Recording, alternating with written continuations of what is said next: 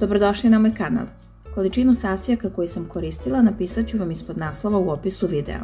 Svakako po vašem ukusu možete neke sastojke smanjiti ili povećati. A ono što prvo radim jeste da povrće iseckam na sitne kockice, isto tako i pileće belo meso.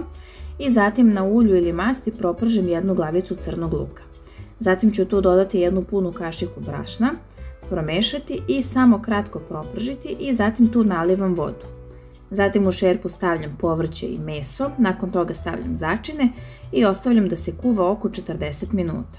Ukoliko volite možete dodati još neko povrće koje je vama po ukusu, isto tako što se tiče začina.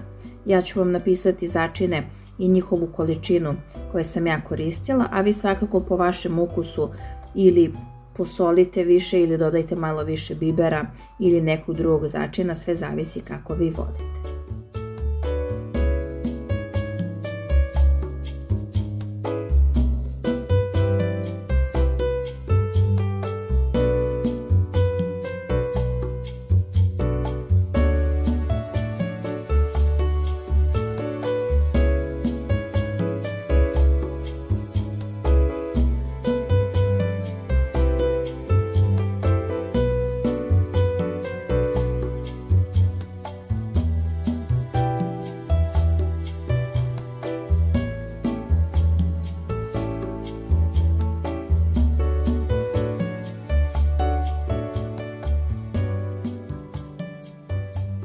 Nakon 40 minuta kada se povrće i meso skuvalo, pomešat ću pavlaku i jedno žumance i zatim ću tu dodati malo vode iz čorbice i to lepo sjediniti. Zatim sve to prebacujem u šerpu, promešam i nastavim da kuvam samo nekih 10 minuta. Na kraju dodajte sitno seckan peršunov list koji može biti svež ili suv i nakon toga je čorbica spremna.